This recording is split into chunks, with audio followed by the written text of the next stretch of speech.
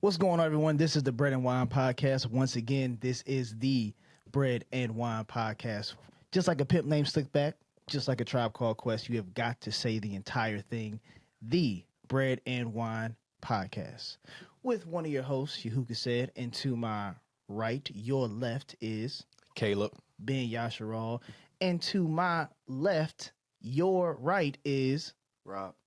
That's what we're going to go with? Yeah. There we go. Ben Yasharal. So, anyway, this is episode 2. On YouTube. We're just going to put it like this. This is episode 2 on YouTube. Deuce. Yeah. If you know that you know. But, Caleb, what we got for the people today? An episode. An episode about what? Just some things. I want to say last few months we did some experimental episodes. You might have seen clips of those on TikTok. What TikTok? TikTok, Instagram, you don't stop. and Instagram. What else? That's it. I think I just only put on TikTok, Instagram. Maybe I might YouTube. have put it on Facebook. Maybe YouTube. That on YouTube? Let me check. Check later. Right now. I don't know why he's pulling it out now, but basically we had some experimental episodes, and we did an episode about how a lot of people come into the walk. It was something that I noticed, and I'm always thinking. So I was thinking, I think the way we bring people into the walk is the reason why we have so many issues. Yeah, they on YouTube. Is the reason that we have so many issues in the walk. Because again, I'm always just trying to diagnose the issues. And we did the episode, and because there were some issues with the, we'll call them the prototype episodes, where you can't really release them. But since we've done that, I've done even more thinking and looked at more things, looked at more scriptures, looked at how we treat each other in the community. And I'm not just talking about camps, because a lot of people, when we criticize Israelites, we always like to jump on the camps like they're the only ones, they're the only people with problems. And I'm telling you, I really don't talk to people at camps like that. And I've heard horror stories from people in the walk. And some people actually, it was so bad they don't even want to assemble with people anymore. They don't even talk to people online anymore. So I'm always so of course, I'm naturally like, if this is the truth, Father, why are your people like this if this is the truth? And I can look at the Bible and see clearly this is just, how things should be. Yeah. But when I look at people who say they do it, and I've been doing this walk for a while. For me, it's been 2010. So pretty much my entire adult life, I've been doing this walk. Outside of some assemblies, when you look at the vast majority of people, it's just like, what's going on? So asking those kind of questions, I think I figured out that the primary problem, it all stems from how we're bringing people in. There's other issues too, but they all stem right at the beginning. And I think if we start dealing with that and addressing that can solve a lot of problems. What you got, Rob? As someone who is newer to the walk, Yeah. just finally settling on my Hebrew name, I feel that you bring up a great point, because the way I was brought into the walk, starting off in Christianity, was something that Just bring it close. Yeah, just bring the whole. Yeah, there you go. Understanding that there can be something missing. And I think when you feel something is missing, you want to either dive deeper because something is missing, or on the side of error, to what you, I believe, are speaking about, what we're going to get in today, is you're hurt by something. Yep. And because you're hurt by something, you want something that is either going to solidify your hurt or justify your hurt, right? Yeah. Like, I feel this way. I need to find something that can justify why I feel this way. Yeah. Instead of saying, why do I feel this way? Right? And I think you brought up a great point of how are people being brought in? And sometimes you're either brought in or you maybe stumble upon the knowledge. And I know with me, it was kind of brought to me. Seeds were planted. And then obviously Yahuwah provided the increase because of those seeds that others may have planted that they didn't even know they were planting in this sense. They didn't even know the seeds that they were planting were going to lead me here into this walk. But I'm all praise and esteem to him that it did. And I think if you come in with biases or preconceived notions from where you're coming from, it's just like a big old backpack. Yeah. And you threw a bunch of stuff in there and you said, okay, I'm going to take this journey into this other walk. But I got 15, 30, 40 pounds worth of luggage from the old way I was walking still on my back. And it ain't Louis. Yeah. And it ain't Louis. And it ain't Louis. It's honestly worthless things that you don't have to have. Worthless. Because it's going to keep you in that same mindset. It's just going to look different. What they say, you can't put lipstick on a pig because that pig is still a pig. Right? Yeah. You can't make it any better. You're going to be doing the same things.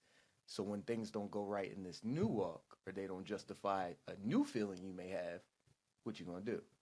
You're going to load up your backpack and go on to the next thing. So, yeah, you hit on it. And we were on our way to assembly, and we kind of talked about a lot of this. I'm going to slightly pivot in a different direction than how we were talking in the car. And then we'll bring it back because they're the same, but they're different, but they're related. So what I noticed a while ago, you said you just came into the walk. Yeah, less than a year. Okay. Maybe for you it might have been a little different because I know for me it was a little different. But for most people it's the same thing. I'm going to ask this question. What emotion did you feel when you first found out the truth? When I first found out, when we're talking emotions, so I don't want to answer this incorrectly. Emotion. Yeah, just how'd you feel? I felt, it was probably a few things. It was a ball of emotions, right? I felt confused. Okay. I felt angry. Okay. I felt, I don't want to say used, but what do you say? Misled. Misled. Okay. I was lied to. Man, what? And The lies. those three then led me to question what I had heard and what I was now hearing about the truth at the same time. Okay. If that makes sense. So you said confused, Yep. angry, Yep. and we'll just say paranoid for this. Nah. Well, nah. I was misled. I was Well, lied to. Misled. Okay.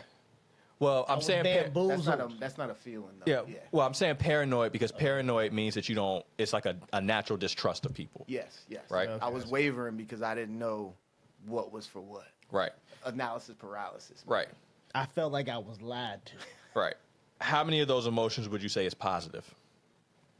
Zero. Okay. No.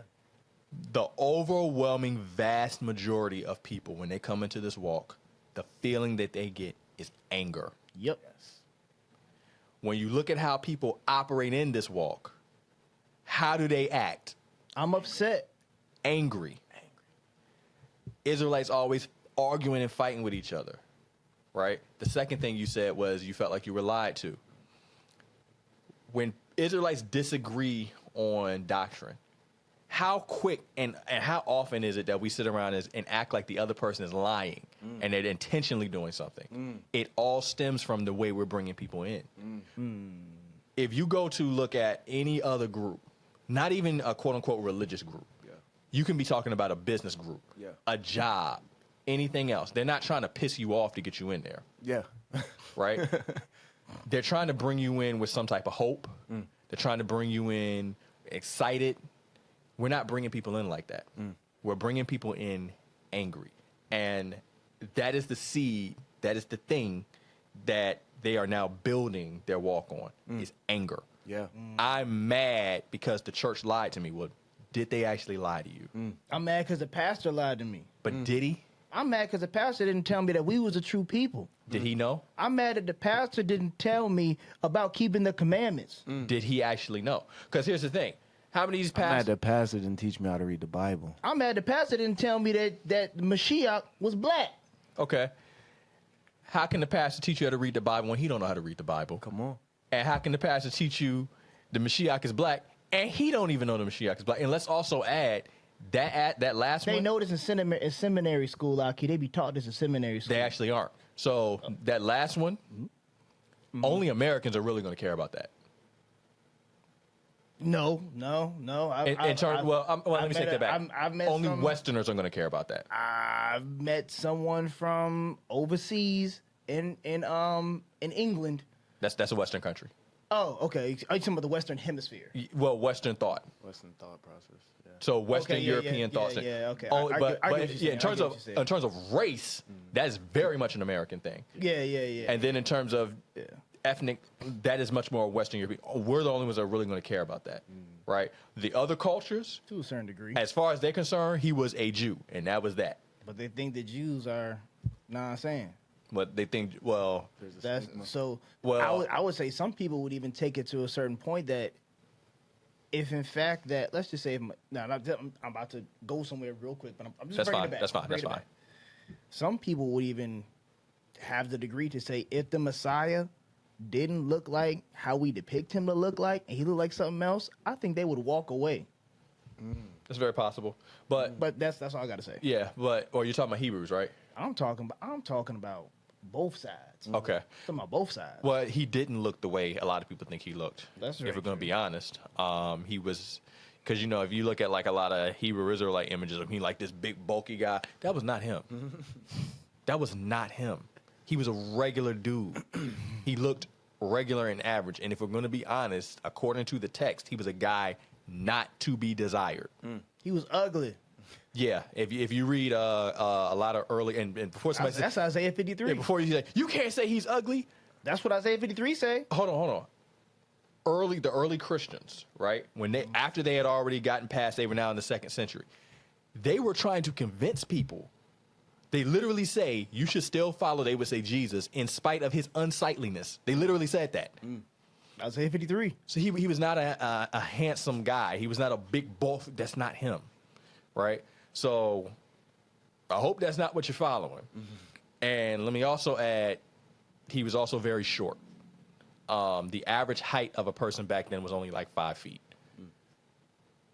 He was about 5 feet tall. He was 3 cubits. That's actually a little bit less than he was short. So again, what now? The black everywhere. He was black though. Yeah. But he was not the black guy that you're thinking about. He was a regular, rough-looking dude. He was a carpenter before he started doing. He was a rough-looking guy. He wasn't.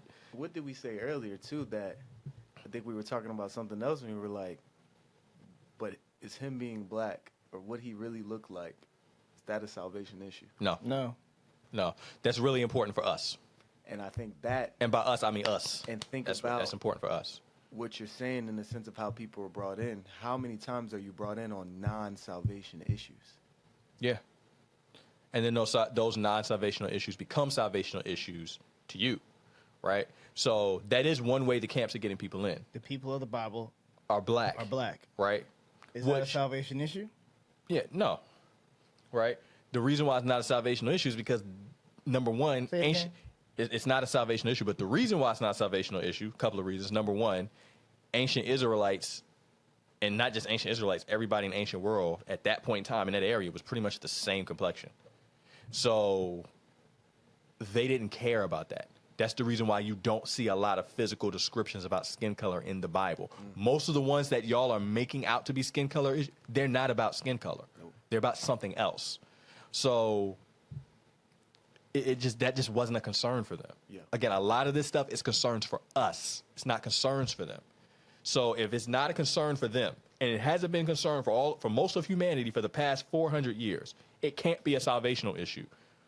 More importantly, it might not be an issue for people in the next 200 years. We don't know that. If the Mashiach has not returned in 300 years, race may not be an issue anymore. Can't be a salvational issue anymore then. And question on that, right? When the sense of knowing it's not a salvational issue, now maybe this might be from left field. Let's go. Maybe a stretch. That's fine. Stretch Johnson over here. Can that be a play or an attack from the enemy to take you away from salvational issues? Depends on how it's being used. So, again, it's not important in terms of salvation. It's important to us for us, right? For our own understanding. For our so understanding. We can lean into it. Yes, so our understanding, help us put things in place to help us understand who we are and all of that.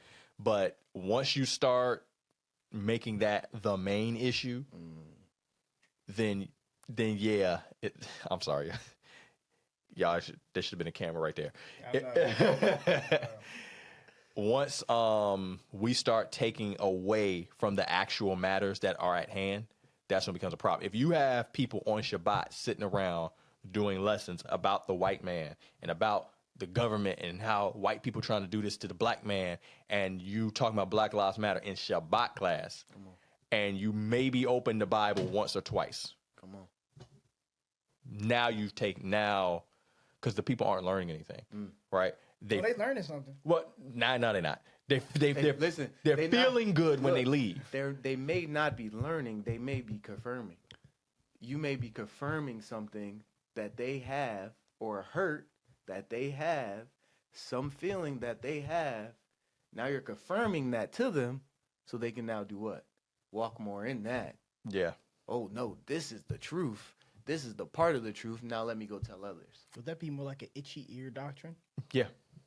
So going back to how we bring people in with anger, there's three things that we typically use: race, doctrine, and history. Those are the three things that are used to piss people off and say this is the truth. So that's why we so mad. Yeah, basically. Race, doctrine, and history. Hold on, Aki. We have a reason to be upset because these people did these things to our ancestors. Right. Why? Because they wicked. Is that what the Bible says? No. Okay. Because when it does say that they wicked, that these nations have come together. What was that in Psalms? Have come together to say we gonna devise wicked schemes against Israel. Yeah, and it names those nations, and none of those nations are around anymore.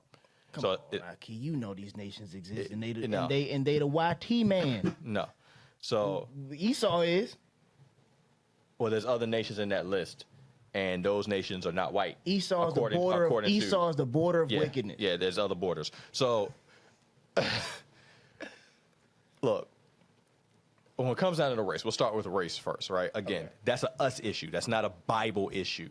Race, if you look it up for me real quick, when we talk about actually the history of racism, I think it started in like the 16th century.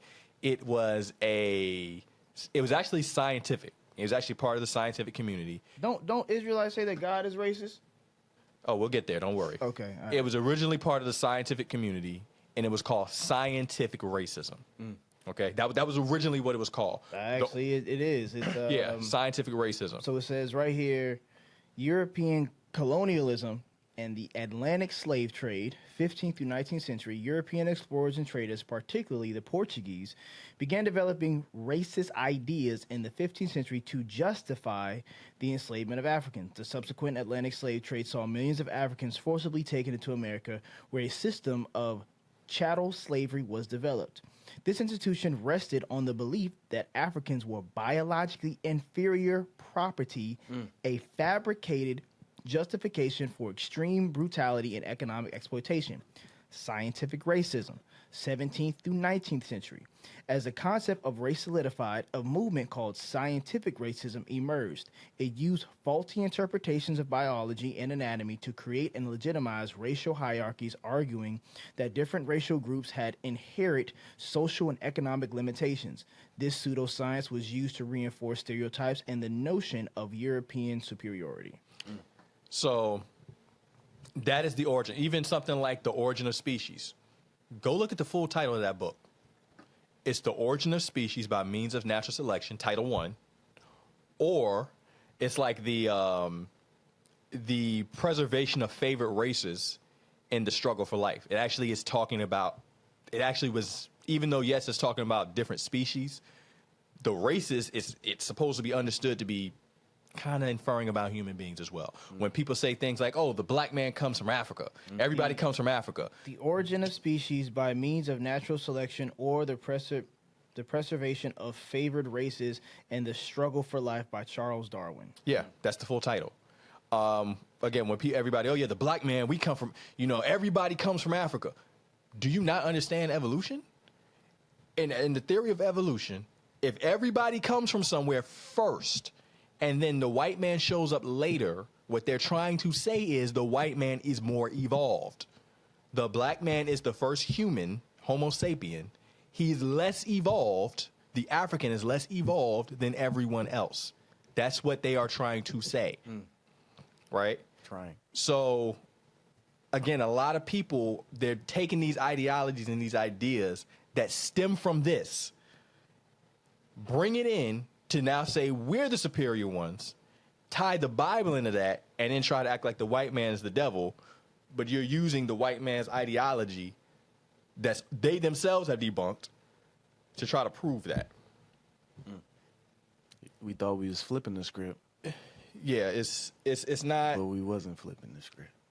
Yeah, but so again, they're using race. That's the first thing. And again, back to what your point is, because of the things that have happened to us in this country, which, yeah, you can't really get around that. We have had some stuff happen to us that ain't right. Come on.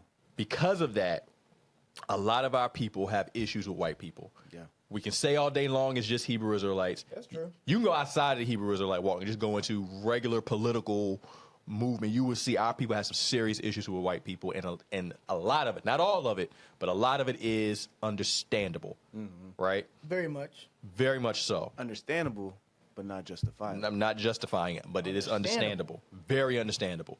So, Because there are some things that, there's they've done. there's quite a few things they've done. There's no getting around that.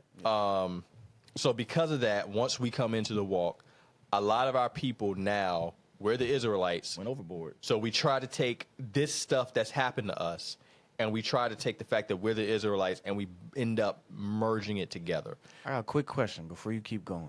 Yeah. Real quick question. I'm oversimplifying that, by the way. What would you, and this just came to mind, and I, once again, Stretch Johnson over here, right? I may be stretching something. But would you say we are getting to a place, or already in this place, headed towards this place, or maybe way past this place, of when you talk about back in that time, right? When there were zealots. Yeah. And the zealots were ready to fight this war or fight this against. We're getting to a point very similar to that, yeah. Okay, I wanted to just make sure I wasn't, like I said. But I want to make it very clear, I don't think we're getting to that point in amongst Israelites.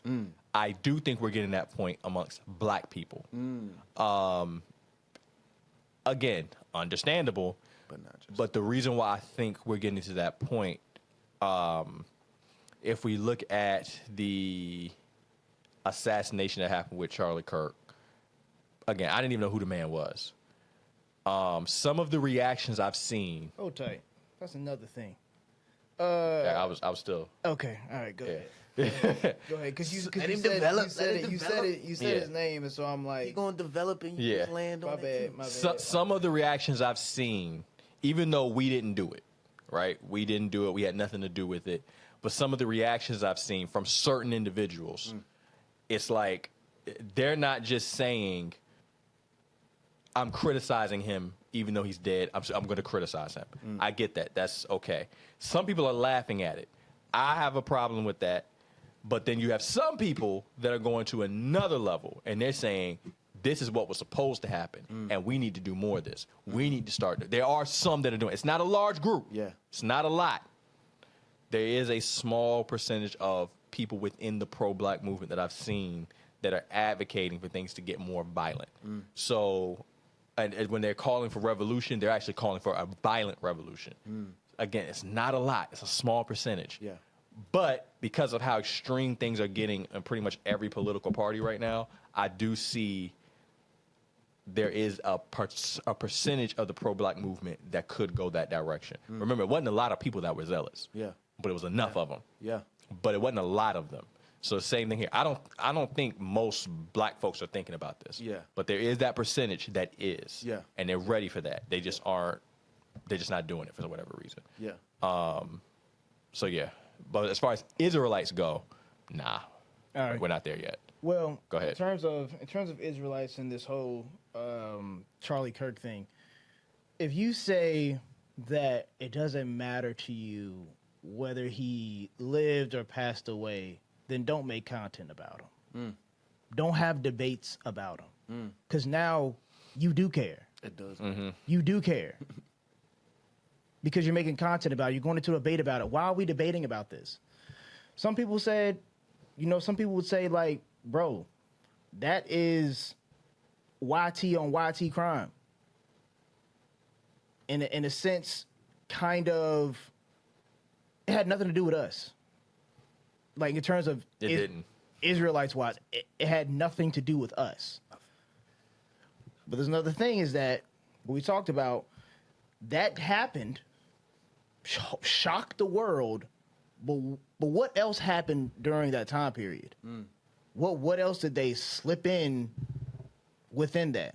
Now, I do know they talked about something about the Epstein files and how they actually that same day that he was assassinated, they didn't.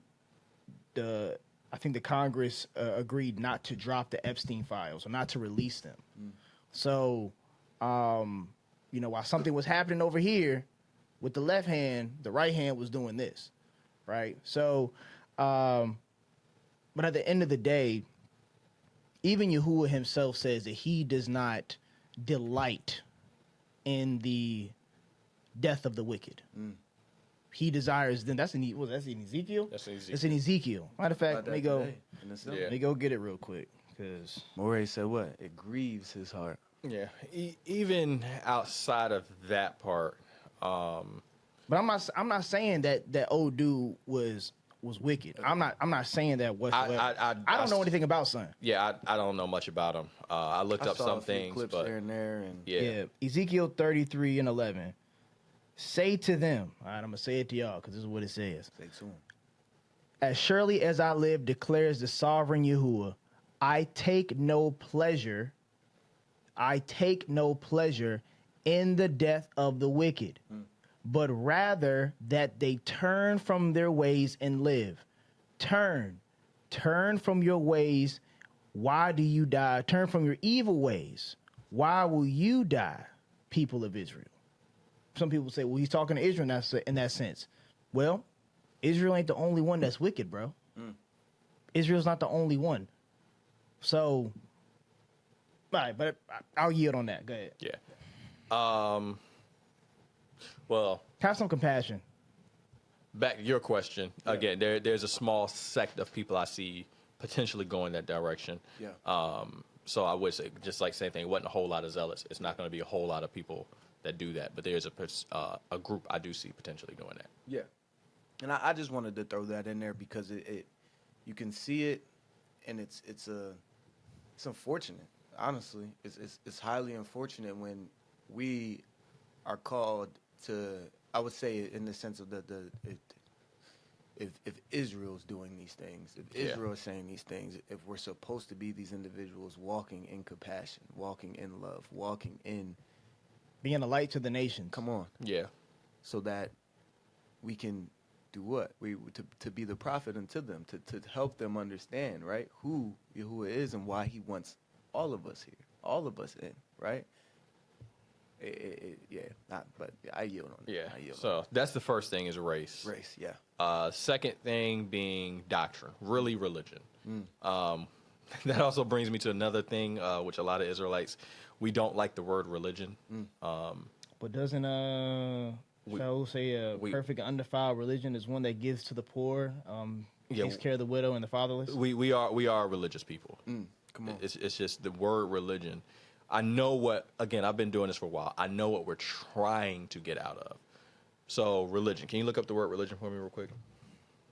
I think it goes to what we were talking about the other day too. You could say in the sense of the weight of words and the, you know, and how things can either be watered down or given too much power sometimes. Then, you know. You know what? Let me see. Yeah, just religion definition. Like you just want the Just religion definition. You can just go right to Merriam-Webster or Britannica or something I got you. like that. I got you. The belief in and worship of a superhuman power or power, especially a Elohim or Elohims. That's us. Like that's it. That's us. Another aspect of it is doing things ritually. Now, we don't do no ritual. Yes, we do. A personal set or institutionalized system of religious attitudes, belief, and practices. Yeah. The service and worship of Elohim or the supernatural. That's us. Religion. Yeah, that's us. So we do practice a religion. Why am I bringing this up? The issue that we're talking about when we say we're not religious, what we're really kind of talking about is going through the motions of something without actually changing your life. Right? Transformation. That's what we mean when we always like to say it's not our religion, it's our culture. Religious. Culture is a set of values, traditions, and beliefs and origins, and it does encompass religion. It's a way of life. So, well, yes, that's part of it too, but that's not all culture is. Oh, yeah, okay. Right? So, just keeping Shabbat, that can be both cultural and religious, right? But once you start talking about values is cultural. But you can have your quote-unquote religion be a aspect or come from your values, right? You got to kind of understand these things. We have to more establishment of these things. I'm saying all that to say, go back to my original point. When we start talking about doctrine, a lot of us, we look at other belief systems and we say, well, they're religions, and we're not. And we're trying to separate ourselves from them. So what happens is they're attacking religion, the Christian religion. They're attacking the Jewish religion, and they're telling you that these religions lie to you. But we have something over here that's not a religion. It is a religion. If you keep Shabbat and you do it because you love the Most High, that is, by English definition, religion.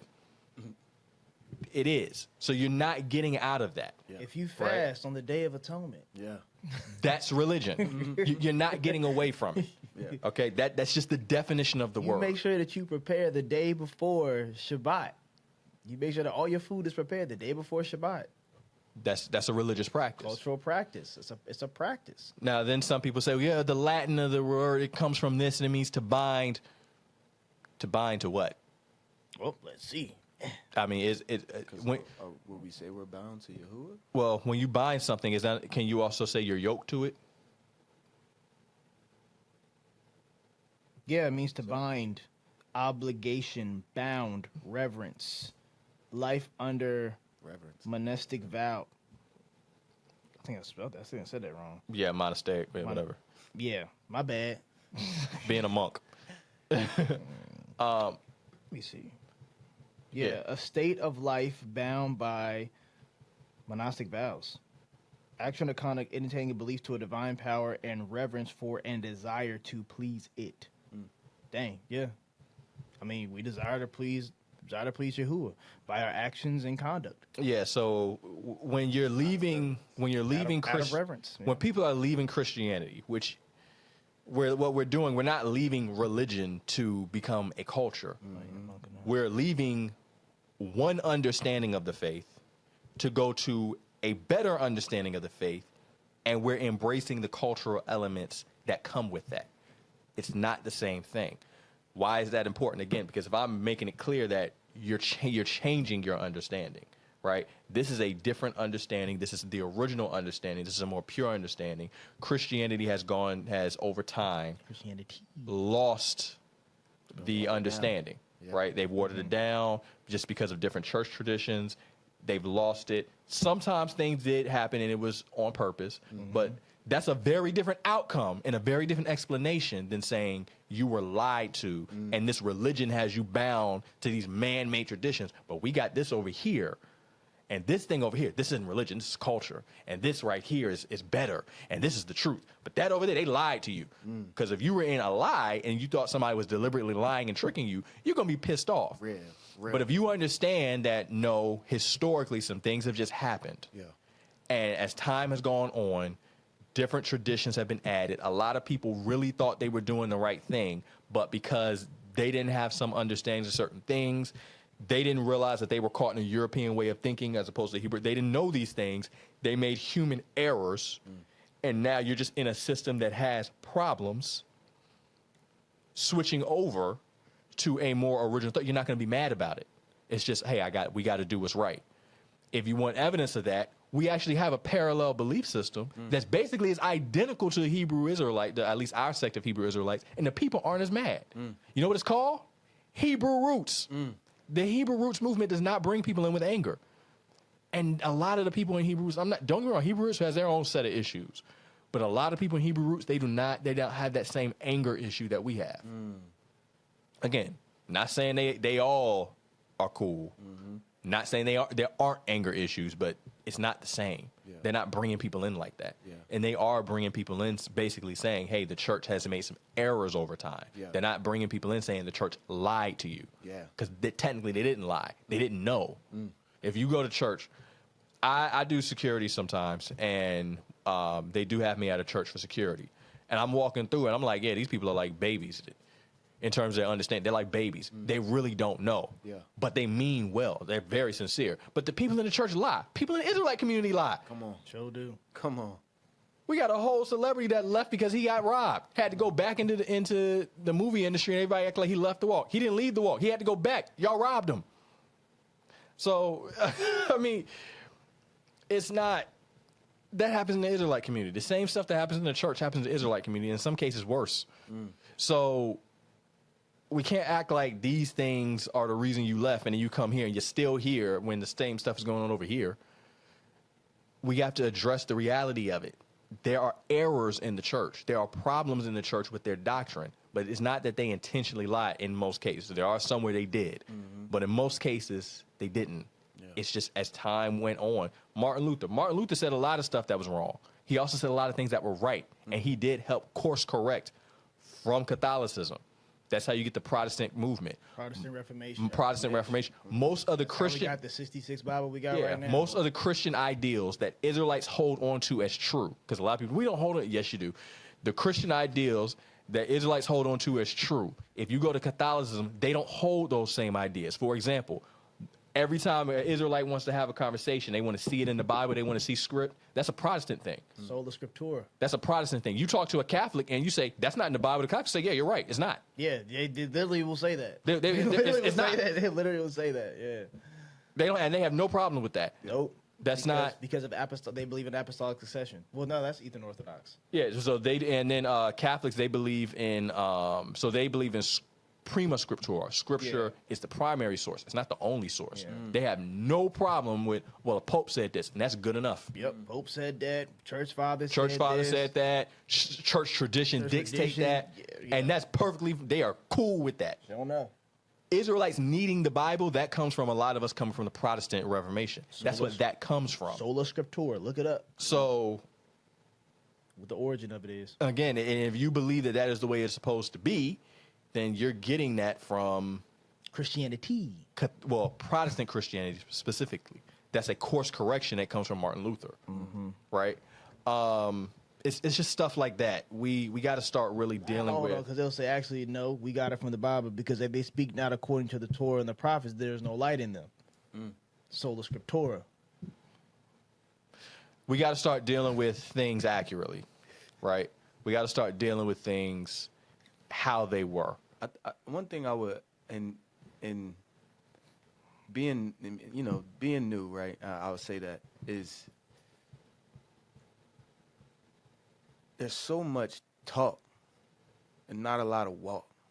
Yeah. If you get what I'm saying, like we'll talk about these things, we'll go over these scripts. You have a person that could beat you over the head with these same scriptures and then look at their life and see no fruits and see none of these things.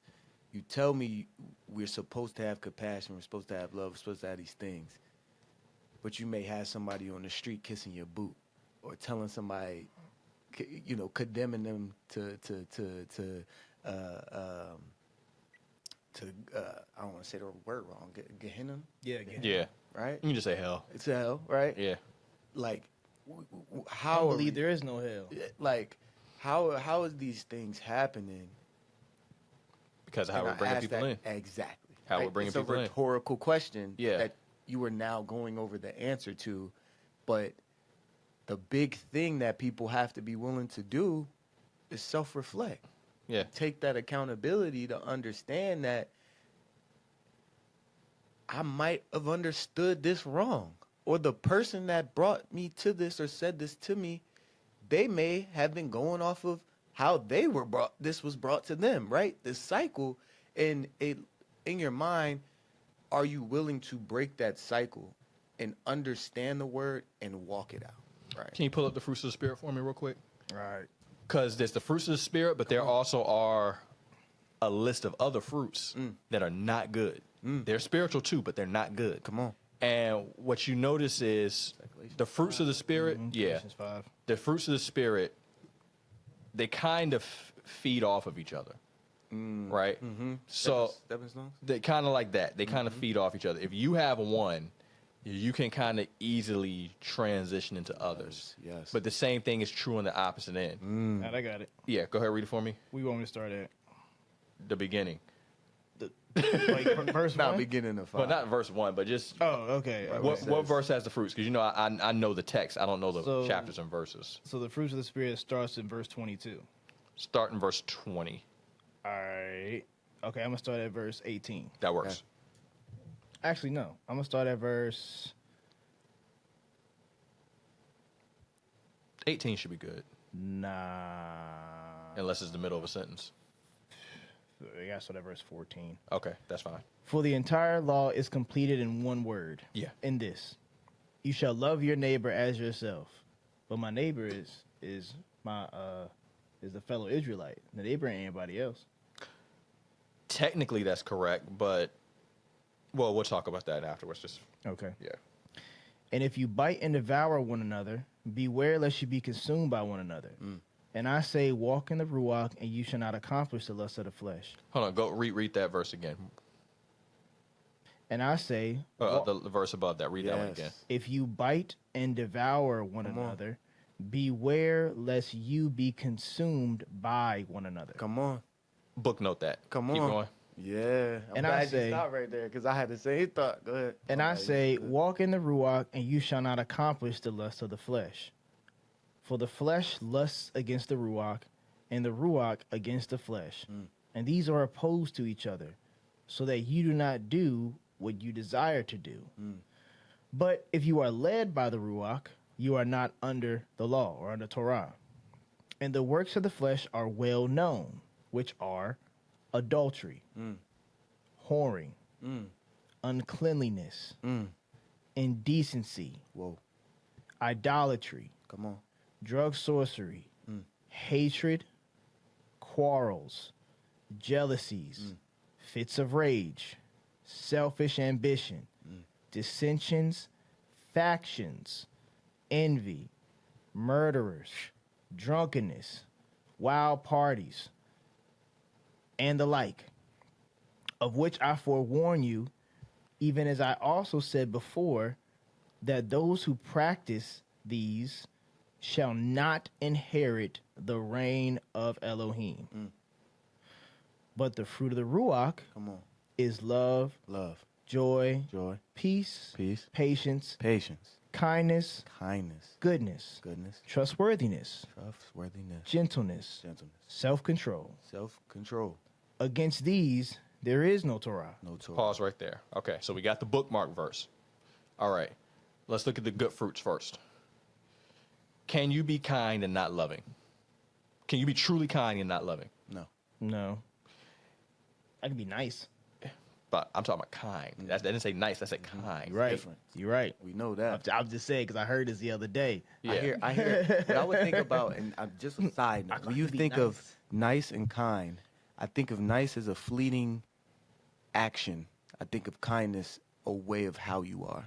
Yeah. Nice is just a disposition. I'm being nice. That's just a disposition. Yeah. Kindness is action. Yeah. It's action. It Come on. requires you to do something, and it's intent as well. Come on. So, Nice, actually, in the etymology. well, means- we're not talking about etymology. We're not talking Okay. about the etymology. No, All we're right. not going there. Okay. Because etymology doesn't necessarily mean the word means what it means today. But still, we're not talking about that. Okay, I'm just saying. All right. I was looking for it. Yeah, no, I already know we're not going there. So, a lot of those fruits, they require you to be loving, right? Even patience. True patience, it's got to come. Trust me, I'm saying this as a person who's not very patient with stupidity. I got children. True patience, you got to have some love. Because if you ain't got no love, you are not going to have patience for that person. I'm telling you this. Come on. And I don't even have kids yet. Come on. If you don't love them, you will not have patience for them. Come on. You could love them Period. and struggle with the patience. Period. It ain't happening. Come on. Okay? It's got to, there has to be that initial good seed from which all these other fruits are coming from. Come on. Right? Now, if you start with anger, just follow me. You start with anger. You come into this walk, and you've been pissed off at the world. You're pissed off because the white man done lied to you, because the church done lied to you, because they done told you a false history, right? Now you come in, you start trying to do your own research. You get information, but you really don't know how to process the information because you're new, Come on. right? So what do? You try to find a teacher. Now, you find this teacher. You realize this teacher has some errors, right? Because they're human. Come on. Right? They might not be ready to teach. They might have been teaching too early, or they might have been good, and you might not be mature enough to handle the information they're given. Come on. But what's your response? Your response is not, let me try to make sure I'm mature enough. Maybe let me cut them some slack. Maybe I was just here for the time being and the file's going to move. None of that. Your response is to get mad because the information is not right. They're a false prophet now. Why are they a false prophet? Not because they just gave some wrong information. They're a false prophet because you're angry, and now the church, anger and fear are very closely linked.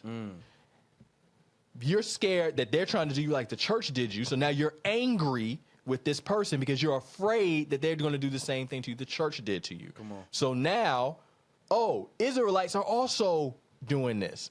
Now you talk to somebody, as soon as somebody says something you don't like, you're arguing with them, right? Now, you keep doing your own research. And this is just one avenue this can go, by the way. You keep doing your own research. You don't want to sit under a teacher because you don't trust nobody, because they all done made you mad. So you're paranoid. Now you got all this information. You actually don't know how to parse it. You don't know how to segment it. You don't understand the difference between evidence, proof, between evidence and you coming up with an interpretation of it. You don't understand these things, right? So now you're developing what's called the Dunning-Kruger effect, right? It's where a person gets a little bit of skill in something and their confidence actually goes up to a certain point, and they don't realize they actually don't know as much as they think they know. They think they're the expert. Right? Yeah. If you there's actually a graph that you can see where they have confidence and then they have knowledge, and that first initial pike is actually called Mount Stupid, because the person thinks they know so much more than they do, and they're so confident, and then they crash when they realize they actually don't know what they thought they knew, and it's called the Valley of Despair. That's Mount Nice. Right? Right, Valley of Despair. These are actual things. Don't follow me. Look it up. Dunning-Kruger effect. Mount Stupid, Valley of Despair. Look it up. But what happens is a lot of Israelites don't hit the Valley of Despair. They just stuck on stupid. They get stuck on stupid. And then what develops after that? Pride. Pride. I talk to Israelites all the time. I ask them, what do you think the issue is in the Israelite community? They always say pride. Come on. Pride is after all of this. Come on. Pride is the result. Pride is not the initial thing. Pride goes before destruction. Right? And a haughty spirit before a fall. But now, here's the other thing. What did they put their pride in? Identity. Well, identity, but I'm talking about in this example, they put it in their knowledge. Oh, yeah. They didn't put it in actually making any changes. They didn't put it in the application. They didn't put in any application, right? So if they're not applying anything, but they're putting in their knowledge, they can get on YouTube and talk a good talk. Come on. But then you get to know Sounds them, good. You get to know them, and then you realize they're arguing with everybody. They're fighting with everybody. Every time somebody talks to them, they're talking about it behind their back. Now what do you have? Biting. The book note. Come on. How much of that book note do we have in the Israelite community? Come on. How We much? have, lot of it. we have a lot of it, Devouring. right? Now, let's go even further. Keep going. Now, again, I'm only going down one avenue. There's other avenues we can go. I'm going down one avenue, right? You keep going. This person has not worked on themselves, but they got a whole lot of knowledge. They're stuck on Mount Stupid. Now, they see a beautiful woman in the walk, and they want her now. What they gonna do? Oh, they going to do a lot of stuff. Come on. Right? So most of the time in the Israelite community, what you hear of is men, not even men, I keep saying men, but the women, a lot of women are involved in this too, with what I call hodgepodge marriages. Hodgepodge. Hodgepodge marriages. Who's Hodge and who's Podge? So they come together after knowing each other for 3 days, Come on. and then they say we're married, and then they start smashing. What you mean by coming together? Well, they come together and say they're married. So he laid with her? Yeah. So they operate in sex as marriage? Sometimes no. That's the crazy thing about it. Interesting. Sometimes they're not operating in that. Sometimes what it is they're getting together, and when I say I just mean coming together. I don't mean having sex yet. They're getting together, and then in order to start having sex as soon as possible, they're creating these little hodgepodge marriages, or they're just saying, "Hey, we're married now," and then what happens is after a week it doesn't work out. She leaves, he kicks her out, whatever. No bill of divorce though. None of that. Now they just broke up. And it's over. Hodgepodge marriage. That So sounds then she very marries, similar to she some marries other things. somebody else, right? Sometimes. So when she marries somebody else, that man has caused that woman to commit adultery now? adultery. Well, no, because they weren't married in the first place. All of this was fornication. All fornication. dang. Yeah. Yeah. That's Well, why I at least said. she didn't- That's why, didn't do that's that. why I They're said just calling sounds it very, marriage. very similar. just calling to it something marriage. else I've heard of before. Yeah, they're just calling man. it marriage. It's not Or this marriage. walk. Oh, yeah. You see what I'm saying? So, again, and I'm not saying it's always going to take that line. Yeah. There are other lines that it can take, but a lot of it stems from us bringing people in the walk in anger, Come on. and then bringing them in through the walk through these three things to make them mad. It's one of the reasons why we're having the mess that we have. And it's not here. And I would, knowing y'all, and I don't think this is a place of bashing for anybody's. Because you have those people. Oh, you guys want to? No, it's a place of accountability, and it's a place of pointing out these flaws, right? Mm-hmm. So that people can begin to start taking accountability to walk in these things, and Yeah. to make sure that we reiterate to those who aren't doing these things to not fall into these things. Let's get right. Yeah. I got to hit the third point too because I didn't talk about history. Oh yeah, come on. So history again. I've been in this walk for a long History. time. I'm glad yeah. you're there. Come on. So I'm gonna ask you a question. Uh-oh. Let's just talk about the man. A very controversial figure, World War II, Hitler. Come on. Right? You have a lot of Israelites who use Hitler because of the Ashkenazi Jews. Oh yeah. So they say there's even a documentary this is in. This is the whole reason why Kyrie Irving got in trouble because of this quote.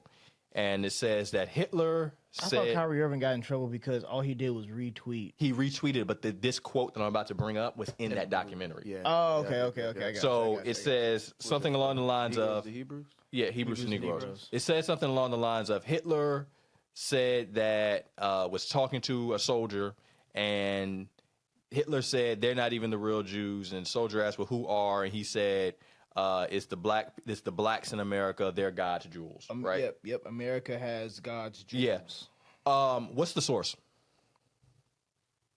What was Hitler's book called?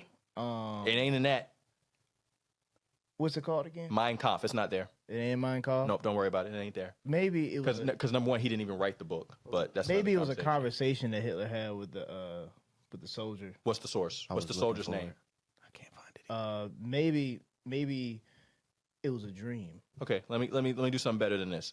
Can somebody show me a place where I can read about this other than a Facebook meme? Come on.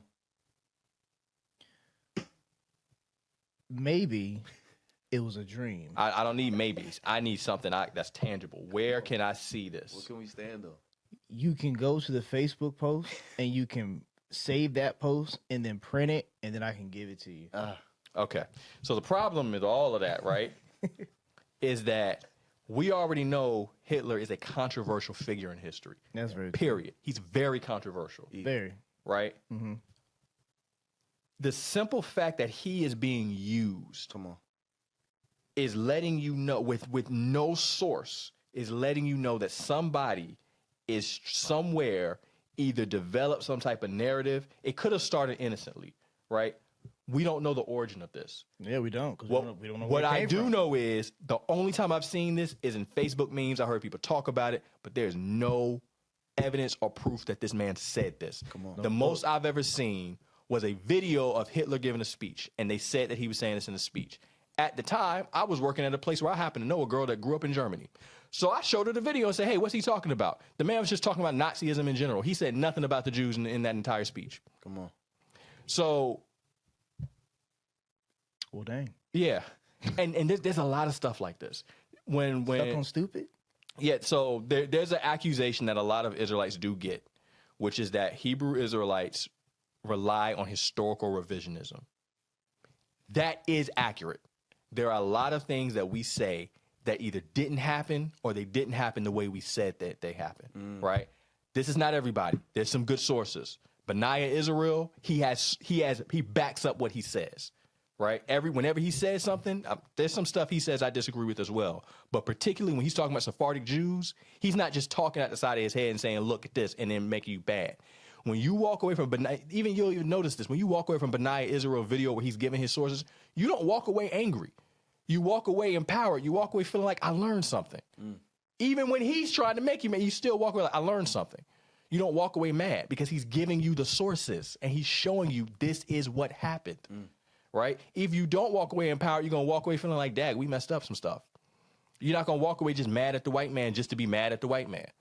Right, you might walk away mad because, like, man, I wish I had known this. I wish somebody had shown me this. But this is different. This is still different. You have the sources. There's a lot of things where we don't have the sources, or in some cases, it can be proven that what's going on is a lie. Part of the reason why I don't like TikTok. A few years ago, there was something going around where it said Putin had released images from churches. Oh. And it said You talking about the whole Renaissance thing? yeah, it was supposed to be these images from churches that he just released showing all of these black Israelites. Yeah. And every single one of those pictures, first of all, one of the pictures said Moses the Black. It's written in English. If this is an old Russian, why is it written in English? You know, y'all question that? It's written in English, right? Those are old, though. That's the first one. The second, about 2 or 3 of them were Ethiopian, and the rest of them were already known. You can go to New York right now and see them. They all were known. None of this was real. None of it was real. And then they have a couple of days later, Putin made a speech about something. Right, the speech was about something else. I knew it was about something else because the first time I saw the speech, I knew what it was about. It was about something going on with I don't want to say the United Nations, but it was something going on with that, right? Something around that time. And then all of a sudden, I see this clip being brought back again with a guy with a fake Russian accent. I used to work with Russians, so I can tell when it's a fake Russian accent or not. It was a fake Russian accent, and he's saying this stuff about, yeah, this is going to change the world because the Jews are black. It's not going to change the world. In other parts of the world, they already know that the original people were black. Come on. It's not going to change the world. They said the Egyptian ambassador said something about that. They said Yeah. that years ago. Yeah. He said he can't trust it because the Jews went into Africa black and they came out white. But that one has a source. Yeah, he said that years ago. It was in the Times magazine. Yeah. That has a Yeah, source. he said that years You see ago. what I'm saying? Yeah. What I'm saying is there's some things that we say that don't have sources. That's true. And people are getting mad about this stuff, and it has no source. It has no evidence. It has nothing to back it. You get mad at the stuff that ain't got no source to it. No source. That goes back to what Yahusha said in the sense of the itching ears. Yeah. It's so easy to accept and get angry about something that you already had a small seed planted about. Dang, we get Yeah. mad about stuff that don't exist. Yeah. Didn't even happen. So We over here Fighting imagination. fighting imaginations and creating thought cancer. yeah. Thought cancer. Ooh. You remember? Yeah. Yeah. Come on. Thought cancer, bro. So And it's spreading fast. Yeah. Yeah. No No, I chemo, can't. no radiation. No chemo. None. Yeah. And that was another thing, too, because I noticed a lot of this was getting worse. When we started the podcast, well, when I came with the idea for the podcast, well, when the thing started bothering me, he suggested the podcast. That's really what happened. First of all, we suggested the podcast. We. Everybody suggested a podcast, but the thing that was bothering me was the Father had put on my heart to make a Hebrew only Facebook, right? As opposed to, and delete the one I had that was a personal one, which there's other reasons besides this, but that was put on my heart, and I was really bothered by the amount of bad information that I saw. And I was used to dealing with Israelites already, but because this was the first time where I was only seeing Israelite stuff, it really bothered me just how much bad information was out there. From then till now, it's only gotten worse. And as I'm always studying, I'm always looking things up. He's always studying. He's always looking up. Netzar is always studying. Yirmiyahu is always looking things up. Lex is always in the conversation. Well, does Lex study? Well, I know he studies, but is Lex like... he be in the conversations. Well, he be in the conversation. I know that part, but I'm saying, is he like reading books and studying like me and Netzar? I just have to ask him. Okay. Yeah, but I know he's always looking stuff. He's always thinking too. Like we're not five brothers, and then of course so we're not five brothers just sitting around just twiddling our thumbs. I'll be 6 now. Yeah, well, 6. Yeah, we're not just 6 brothers twiddling our thumbs, right? We all do have different levels and different things that we study out, and we actually come together with different ideas, and we clash a lot because we're always growing. And as we're always, and I'm not saying this to up us, I'm saying this because I'm trying to make a point. As we're growing, we're noticing the Israelite community has some serious problems. And the more we grow, the more we see these problems. We don't know what "and" means. We don't know what and, A-N-D, conjunction, junction. What's your function? And let me add another thing. Individual assemblies, there are good individual assemblies, right? I'm not saying every assembly, well, every assembly has. Not all of us, but, yeah, but every assembly. some of us don't know what "and" means. Yeah, every assembly has human issues, but I'm not saying every assembly is bad. There are a lot of good assemblies out there. I'm talking about the Israelite community as a whole. If you are like, I run a good assembly, you probably do. I'm talking about the Israelite community as a whole. As a whole, excuse me, we have some problems. We have some serious issues that we need to start working on. Yeah. Reading comprehension. Reading comprehension. Hooked on phonics. Don't take my joke. Reading comprehension is an issue. Man. I said that first. Reading comprehension is also an issue, but I think that would be a separate episode, or at least maybe like a wine tasting or something. But, yeah, because reading comprehension is also an issue in the Israelite community. But for now, I'm speaking specifically about how we're bringing people in and the effects of that. Okay, I got you. My bad, y'all. Yeah. My bad. I just want to get that. And also, you need to stop talking on TikTok because that's part of your problem right there. Yeah, I be having a lot of... well, yeah, you can catch us on TikTok. You can catch him on TikTok. I ain't doing You that. can catch us on TikTok. Him. Bread and wine. So we're up there. He's up there. Okay. Anyway. Yeah. We got some stuff we got to work on. And I think if we're actually trying to really resolve a lot of the problems, the very first thing we got to do is change how we're bringing people in. Come on. We got to find a different strategy. And that's another thing. We need a strategy. All right. The camps, you can say all day long about the camps. The camps, they got a strategy. They have a strategy. It might not be a strategy we like, but it's a strategy and it's working. You have to have it. For them. We got to have a strategy. Yeah. Right? Leading people in by pissing them off is not a strategy. Yeah, that's the strategy that they use. Right? For the most part. Yeah, so we got to do something else. For the most part. Now, I have my suggestion. I'm not saying people got to do this. This is just my suggestion. The fruits of the Spirit. If we're trying to build a community that exhibits those fruits, Come on. we need to lead with those fruits, right? Not everybody is called to go out and be I want to say missionary, but not everybody's called for that. So know your role. The camps, that is one weakness they have. Everybody is called to go out on the street corner. Not everybody's called to do that if you actually read It's not everybody has different gifts. Come on. You need to recognize your gift. And if your gift is not that, don't try to make it to be. Not saying you can't witness at all. I'm not saying that. But what I am saying is, between us two, he would be the better witness, right? I'm on TikTok. But even outside of TikTok, he would be the better witness. That's because we on TikTok. I'm not a witness. That's not my area. I've tried it. It's not me, right? I'm better when you're already in and you want somebody to just talk to and bounce some ideas off. You need some information. That's me. Help fine tune. Yeah, I'm not the guy to get you in, right? I'm the guy that once you're already in. Oh, this might be a bad. No, go ahead. I want to be like, bro, the car salesman, but you the mechanic. So he'll say the car, but the car is broke. You gonna help fix it. You need help fix your transmission? Yeah. Bro, go tune your right on though. Yeah, he got you. I'm just saying. Yeah, that's not. You gotta recognize your role. So if you are not the witnessing, again, I'm not saying don't. Your job, if you're meeting somebody, your job might be to point them in the direction of somebody who can do that. Plant that right? Point them to an actual good YouTube video. Yeah. Or, hey, I got this great assembly I'm with. Why don't you come with me next Saturday? Or if y'all meet on Friday, come with me Friday. And you let your moray or your teacher do that. Not everybody's called to be the witness. Yeah. That might not be your thing, right? If it is your thing, be cognizant of not just the information you're planting, but also the spirit that you're planting it in, right? Don't just plant it in they lied to us. Don't just plant it in conspiracy. There are conspiracies that are real. Don't lead with that.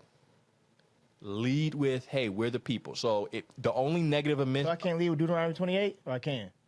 It depends on how you do it. Yeah, it's gotta be. It depends on how you do it. Because I'm leading with the curses. yeah, everybody leads with the curses. That's blessings too. Come on. Oh, dang. But hold on. But we were disobedient, so I have to lead with the curses. Yeah, but what happens if you're obedient? But I don't know the truth because I'm not in it. That's why they're telling me about it. Right. So I have to lead with the curses, right? well, So first- I have to identify the people, right? well, first of all, the curses are not an identification mark. Oh, yes, they are. Yeah, so that's what they say. Yeah. That's how they're It's not- identified by the curses. it's not- They are a sign and a wonder. No, it's not an identification mark. Oh, okay. The curses are in a contract, you have terms and conditions. Come on. That's what Deuteronomy 28 is. It's terms and conditions. It's not an identifier. But it's a sign and a wonder, Aki. Come on now. Are black people the only people that went into slavery? Come on, man. Why you acting like that? But are we? No. Okay. So, But we the ones in America that have. okay. But we're not the only people in the world? Anyway, go ahead. Yeah, the reason why I'm saying this is because there are a lot of things in Deuteronomy 28, and this is something Christians bring up, and they're not lying about this. There are a lot of things in Deuteronomy 28 that other people have gone through, right?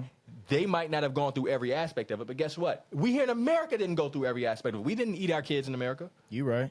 right? But that is part of the curse, is you're going to eat your children. Yeah. So what we have to do is, once we've already identified ourselves as the people, Deuteronomy 28 explains why we're in the condition that we're in, but it's not an identifier, Okay. Good. right? But again, that also changes and pivots, because if there is one negative feeling that we should have, it's, I don't want to say sorrow, but a level of guilt. Guilt, yeah. That's the only negative emotion you should have. We gonna get into when you it. come into it. It's guilt. We gonna get into this guilt. Trying to think of the other word. I don't want to say shame. I was about to say. I mean, no shame. Yeah. Shame. Like- Shame should definitely be Yeah. a feeling as well. You Yeah. should be I think shameful. that's a motivational thing in the sense of like, or disappointment. Yeah, like, disappointment. Like when you have a child, I've gonna- seen my daughter. It If it's a you're going to get correction through a whooping or something like that, Yeah. she may not feel as worse as if I tell her I'm disappointed in her. Yeah. Because she's really like, dang. But you know what the difference is between that negative emotion and the other ones? That negative emotion makes you want to change because you don't want to stay there. Come on. Exactly. You don't want to stay. Come on. It makes you want to do Yeah, better. if you Be know better. that you are the reason that something happened, Come on. you don't want to keep doing that. Come on. Right? Now, whether a person actually shows the effort to actually change, it's a different conversation. But you at least won't want to stay the same. And right? I also want to just input real quickly too when we're talking about the way you bring people in the walk, but also why, right? Yeah. You shouldn't want to bring people in this walk to say that you did it. That's very You true. shouldn't be trying to take the glory from Yahuwah and what he's doing. That's very true. I done had so many conversations and converted so many people in this thing. Come on. Oh, you don't know the work that I've done in this thing to get these people to come into the walk. Come on. Negro. At that point, why you stealing the glory from Yahuwah? Why? You the Why one are we changing doing hearts. that? Come on. You provided the increase? Come on, son. No, you didn't. Yeah. So, like I said, in fact, I'll say it. This would be my suggestion. You want to lead with love. Love, definitely. And when I say love, I don't mean this little soft, pity-patty. I mean a genuine, sincere, I care about this person. Come on. Right? From there, yes, you want them to, you don't want to make them feel guilt, but you want them to understand that they are guilty. Right? And then from there, you want to instill hope. Come on. Right? Now, here's what's ironic about that. What is the most successful religious group when it comes down to conversions? There's two. Christianity and Islam. Yep. And guess what their method is? Hope, Love. and love. Love. They lead with love. Mm-hmm. They make you feel bad about the things you've done, and then they give you hope through their faith. Come on. And it works. Come on. And when the people go in the converts into these beliefs, they tend to stick. Now, the ones that are born into it, they're the ones that kind of fall off. Yeah. Like, really think about it. When we were back in church, the ones that were in the world doing a bunch of crazy stuff and then came and became Christians, they were the best Christians around. Come on. What? They were the best Christians around. Come on. The pastor's Testimony's daughter. Crazy. The pastor's daughter. Come on. The PK. Right? So, yeah. The PK. Right? They were the best Christians. Same thing with Muslims. You talk to the Muslims that were dealing dope. Malcolm X. He was one of the greatest Muslims ever. Come on. The man, So great they had to take him out. him and Red Fox were literally running women on ruse before he went to jail. Come on. Right? A lot of people actually don't know that. Him and Red Fox actually used to be really good friends. Sanford and Son, that's right.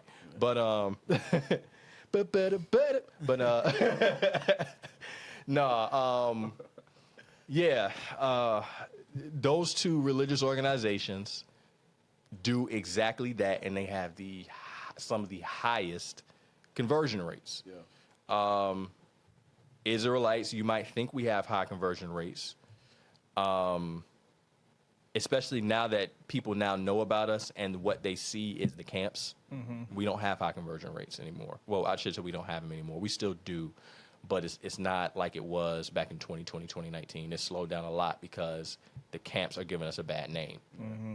And then again, a lot of the, That was the first thing that happened with me. And a lot of Christian apologetics. A lot of Christians apologists are tearing them up. Apologetics are tearing them out the frame. Tearing them up. Yeah. But the other thing is, said it, oh, yeah, go ahead. I was coming into it. The first thing, you talking about the people that was bombing people in Jersey? Yeah. You talking about the people that standing on the corner telling me I'm going to burn in hell? Yeah. You talking about?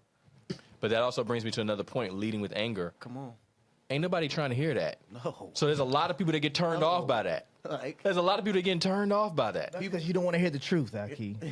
No, it's because I just got off work. I had a bad day, and you yelling about me, telling me I'm going to hell. I don't care about that. I'm about to miss the bus. come on.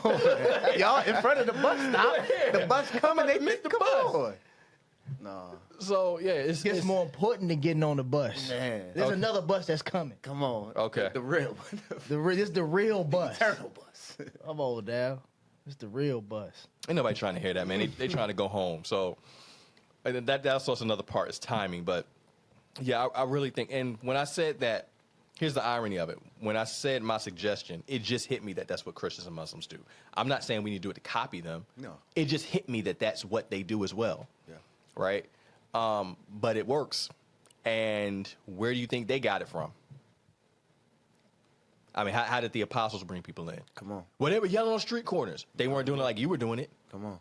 So, Also, what I would say too is what the Yahusha tell them when they were sent out. It's okay to not have to leave your peace where that is, because it's that also that sense of understanding it, like you said, the time and the place, and understanding that this may not be for me to be saying or doing in this moment for this person. Like, I want to do it. I want to say, but it's like, how can I take a step back? And I think there's a level of, and I was literally saying this in the business group I was participating in, for entrepreneurs. How do entrepreneurs get customers? Some of the most successful entrepreneurs, what? They have a high level of emotional intelligence. Yeah, you have to have it. You have to understand how you were making somebody feel by what you were saying. Because what you were doing. Because the way a person feels will actually can be a great determinant if they're going to buy or not. And even if they don't buy, if they feel good about you and like you, they might refer you to somebody else. Come on. Right?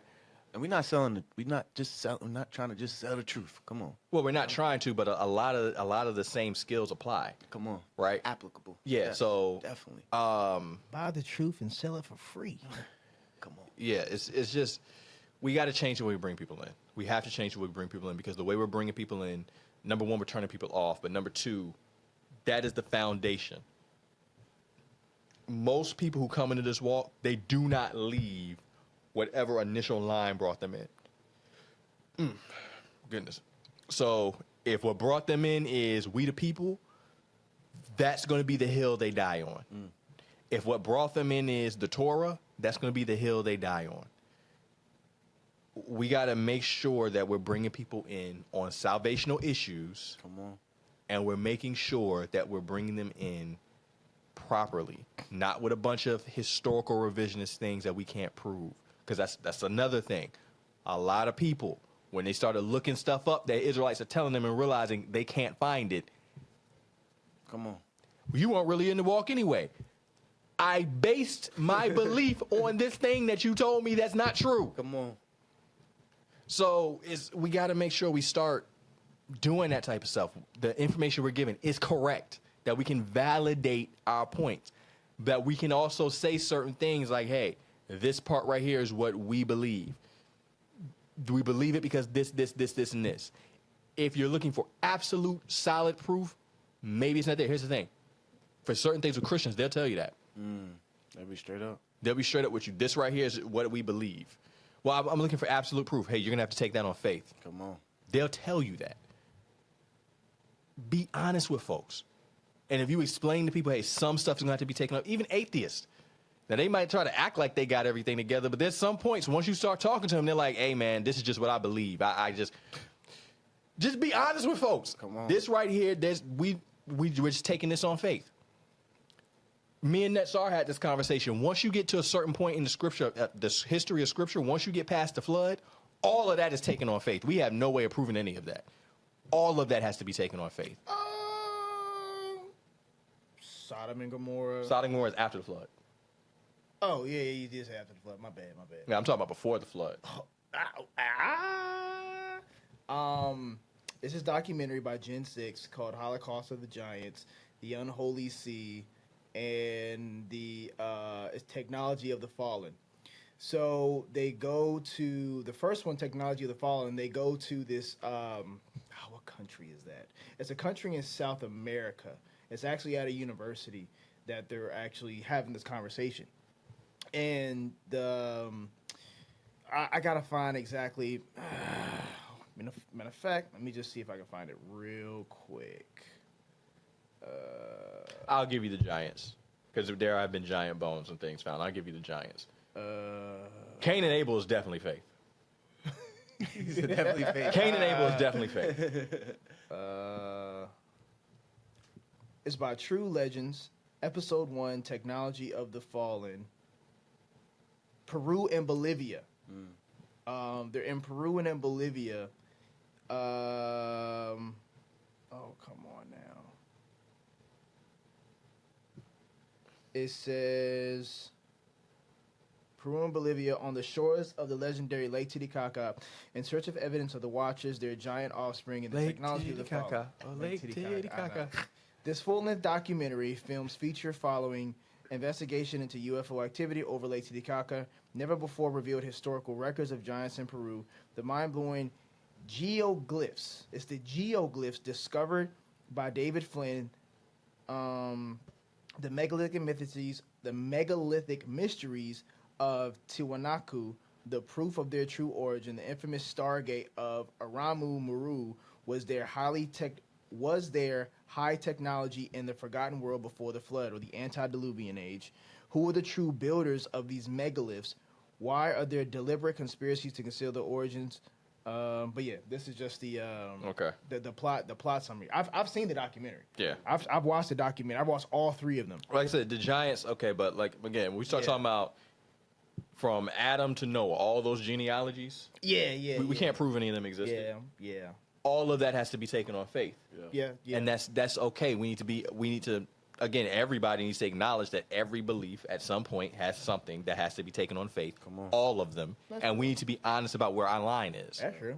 Right? So that's all I'm saying. We just got to start being honest with people. We're also still learning ourselves. We're still learning. A lot of the things that we're talking about, people have not talked about in the past 500-600 years. Right? So there's going to be gaps in knowledge. Do you know how much stuff that when the Israelite walk first, when black people first started coming together as an organization saying that we were Israelites, we'd always been saying it scattered, but as organizations forming churches at that time, how much information they did not know and how much stuff they didn't have access to, that now in 2025, we can answer those questions because of things that have been discovered, because of people going and looking in the language, because of things even scholars have found. They don't realize how it ties in, but we were able to tie it in because we had this belief already. It's a lot of things. If Yah is really in this, we're going to get more information. But we got to be honest about where we're lacking at in the moment. And it's okay if we just admit we have this belief. We had this belief going back this far. Too. Yeah, we had this belief going back this far. They didn't have the information. But Yah has given us information now. We can answer some of the questions they had. We still have questions here. We believe Yah will provide the information eventually to prove it. We believe this was because of this, and this. All things that can be fact checked. If for those people that have issues with white people, if a white person heard you say that, they might not believe your belief, but they'll respect you for it. I don't care about their respect. Well, you should a little bit, because if they respect you, they're going to have some degree of respect for the walk and the people in the walk, and that is going to make Yah look a certain way. So you should care a little bit. I mean, at the end of the day, we are trying to represent Yah, but that's my question. That's me. Maybe I also think about, too, when you hear a lot of, can't say a couple people personally who have said, I left Christianity because I asked questions to the pastor that he couldn't answer. But a lot of times they'll say with the pastor, he couldn't answer or he wouldn't answer. Yeah. He'll tell you, well, you shouldn't be looking into that. I've heard that too. Right? Yeah. So why in this walk would we ever want to do the same thing? Right? Yeah. It's this, like you were saying, it's the same cycle. This person is now going to come into this place looking for this answer, and if they are supposed to be here and it is their time and in this moment to now be in the walk, they'll be able to receive that. Okay, I understand that you don't know. I'm willing to keep looking to maybe see if I'll find the answer, but also understand all the other foundational things. Like I think Yahusha said it to me a couple of times, or you can't. What do you say? You can't throw the baby out with the bathwater. Yeah, you can't throw the baby out with the bathwater. You gotta chew. You gotta chew the meat and spit out the bones. Yeah. And I feel like a lot of people may not do that, or we get so prideful where it's like, well, why are you don't looking at people in the sense of like, you don't even deserve to ask me that question type of thing. Like, what? To add on to that, there are some people that actually they are mad, but they don't fully build their belief off anger, and they will talk to their pastor. And their pastor, there are some people that have actually discovered their pastors know some things and won't teach it. That's true. Because they might lose their congregation. So that's a twofold thing where I understand why the other person would get mad at them, and I think they have a right to get mad. But believe it or not, I do understand where the pastor's coming from. And the reason why I have to say I understand where the pastor's coming from, first of all, the pastor does sincerely believe what he's teaching is true, most of the time. A lot of times, again, as you keep studying things, you're going to come across information that you know most people won't be able to handle or accept. Mm-hmm. And you have to try to use some level of wisdom to determine, am I going to actually bring this out? Or am I just going to hold this for people that can handle the information? Now, you can say all day that's wrong. That's discernment. Ancient civilizations did this, including the Israelites. I don't think people understand how much stuff in the Bible we have access to that probably the average person wouldn't have had access to. So, like The prophecies. a lot of the prophecies and things like that, the average Israelite did not have access to. They might have heard it, but to actually sit there and read it and study it, they didn't have access to that. So that's not all that uncommon. Like I said, I've done research on things. I know other mores have done research on things, and as they're studying, they're like, I don't know how I can bring this out to people. Because even if I know how to parse it and I know how to apply it, the way it sounds crazy, and they might not understand how to properly put this in place, and they'll have such an emotional reaction that I can't explain it to them. So maybe I got to hold on to this and only give it to the people that I know are able to receive this. Mature enough. So We had that Yeah. situation when we first, because when we had our first conversation in Walk, I think we ended up talking about second address. When me and my cousin was on the phone, and you had said to us multiple times, he was like, I don't know if y'all are ready for me to go over this with y'all, because I don't know how y'all are going to feel. I don't know how y'all are going to receive this. Oh yeah, You know? that was about what happens when you die. Yeah. When you Yeah. die, the teaching of what happens when we die. You yeah, know? Yeah. And first time hearing it, it was like, okay, all right. But the one thing that you said, and I think a lot are saying, I'm sure you've told so many people as well, you got to pray on this. You got to talk to the Father. You got to talk to Yahuwah about this.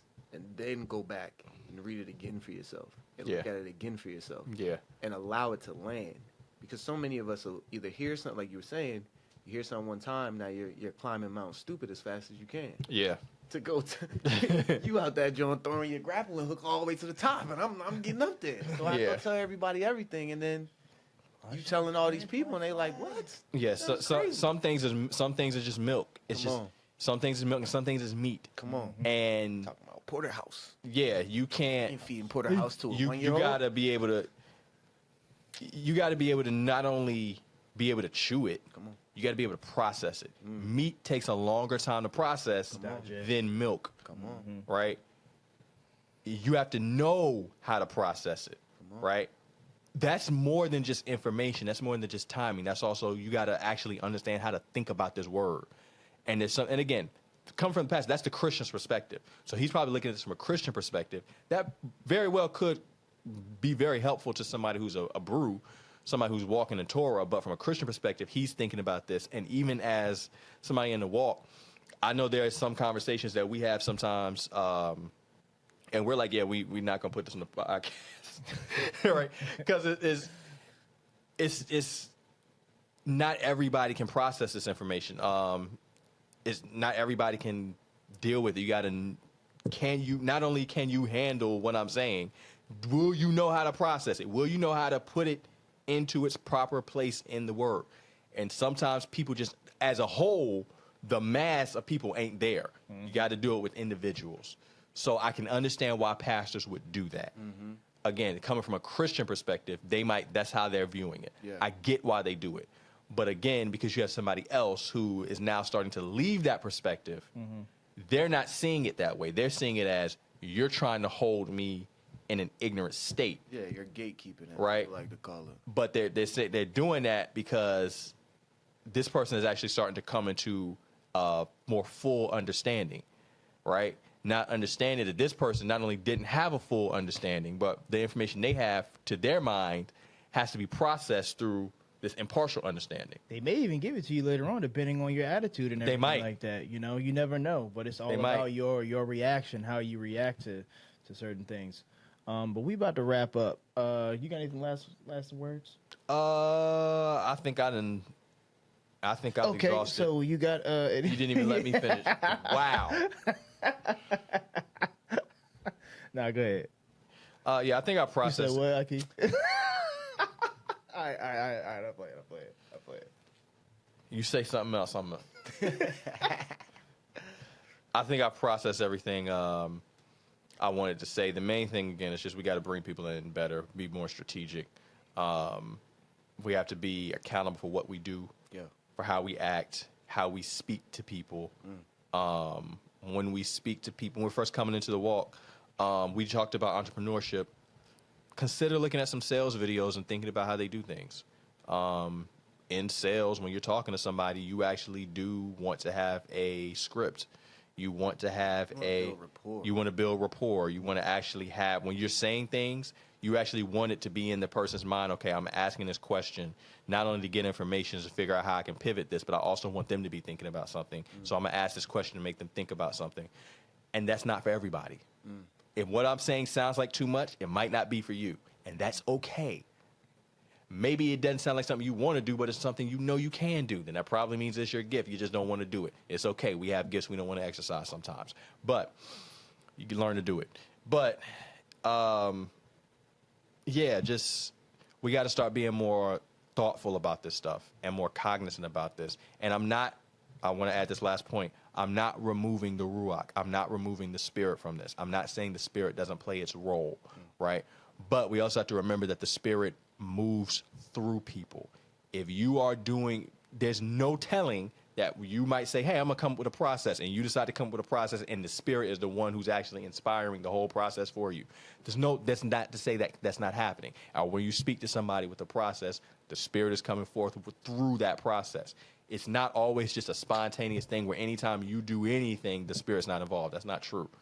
And I'm not saying you got to go as deep as making a product. Maybe that's not your thing, but just be more thoughtful, be more cognizant of how you're bringing people in the conversations you're having and how you want this to end. It might not necessarily end with them immediately converting. It might just end with them getting some good information and you passing them on to somebody else. And that's fine. I'm done. Man, I want to say hallelujah. And when you're taken through this process, what I've learned in this very short time is be willing to listen what the person is saying on the other side so that you can understand their pain points and then help them understand their pain points and their gaps, and then understand and ask Yahuwah to allow the Ruach in that moment to help you help them understand how and why Yahuwah will fill those gaps. Yeah. All right, I'm in with a couple of texts. All right, I am in Not Texas. Texas is a state. Go ahead. All my exes live in Texas. Okay. Like I'm Georgia. But we're talking about text. Or they go to Georgia State. All right, Exodus.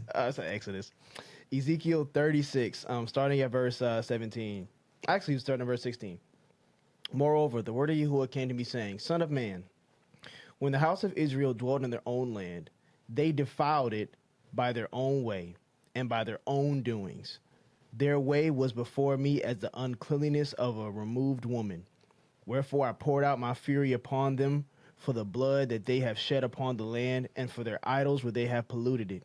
And I scattered them among the heathen, and they were dispersed through their countries. According to their way and according to the doings I judged them. And when they entered it with the heathen that they went, they profaned my set apart name when they said to them, these are the people of Yahuwah, and are gone forth out of his land. But I had pity for my set apart name, which the house of Israel had profaned among the heathen where they went. Therefore, say unto the house of Israel, thus saith Yahuwah Elohim, I do not do this for your sakes, O house of Israel, but for my set apart name's sake, which you have profaned among the heathen where you went. I will sanctify my great name, which you have profaned among the heathen, which you have done in the midst of them, and the heathen shall know that I am Yahuwah. I, says Yahuwah Elohim, when I shall be sanctified in you before their eyes. For I will take you from among the heathen, and gather you out of their countries, and I will bring you into your own land. Then I will sprinkle clean water upon you, and you shall be clean from all your filthiness, and from all your idols I will cleanse you. and give you a new heart to give you, a new spirit to put within you. And I will take away the stony heart of your flesh, and I will give you a heart of flesh. And I will give you a ruach to be with you, and shall cause you to walk in my statutes, and you shall keep my judgments and do them. And you shall dwell in the land to which I gave to your fathers, and you shall be my people, and I will be your Elohim. But first and foremost, we were the ones that did this. It was our fault that we got scattered because of the idolatry and the blood that was shed within the land. But you know what, just in case you don't remember, let's go to Numbers 21, verse 4. I want you to listen to this. These are our forefathers, our ancestors. I want you to listen to this.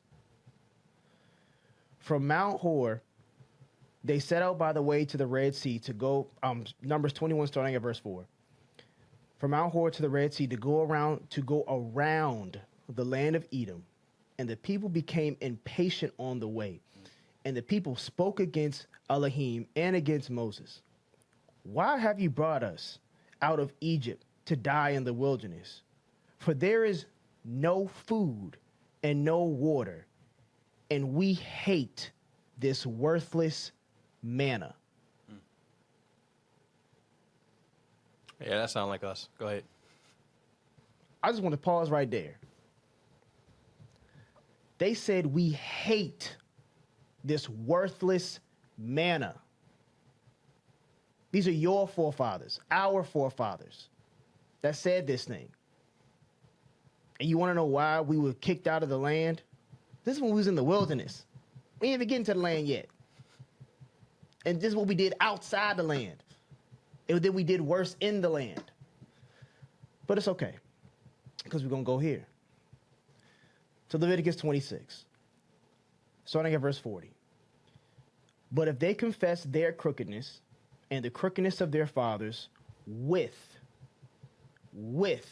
their trespasses in which they trespassed against me, and that they also have walked contrary to me, and that I have also walked contrary to them, and have brought them into the land of their enemies, if conditional, if their uncircumcised heart is then humbled, and they accept the punishment of their crookedness, then I will remember my covenant with Yaakov, and also my covenant with Yitzhak, and remember my covenant with Abraham, and remember the land. So I'll land right there. Yahuwah has told us the reason why we in the position that we in, and how to get out of it. Long story short, it ain't got nothing to do with no other nation. It ain't got nothing to do with Esau. It ain't got nothing to do with Moab. It ain't got nothing to do with the Amorite. It ain't got nothing to do with the Canaanite. It ain't got nothing to do with all these other groups and races of people. We the ones that did this. And we need to humble ourselves and accept the fact that Yahuwah has done this to us and say that we are sorry. Matter of fact, I take it back. Don't say that you're sorry. Apologize. Apologize for the crookedness of your forefathers, the crookedness of us and what we've done, and turn to Yahuwah with a whole heart. And if other people that don't look like you see the compassion that Yahuwah has given to you and how you are walking in love with one another, and they desire the Elohim of Israel, Yisrael, Yashar, however you want to say it, they too shall be accepted. Accept them, because you have neither heaven nor hell to put nobody in. So, I'll end with that. Yahuwah barak you and guard you. Yahuwah make his face shine upon you and show favor unto you. Yahuwah lift up his face towards you and give you shalom. Thus you shall put my name on the children of Yasharal, and I myself shall baruch them. In the name of Yahusha, we say shalom. Shalom. And the Romans didn't kill Yahusha either. Stop saying that. Well, who did? Let his blood be upon us and our children. Shalom. Shalom.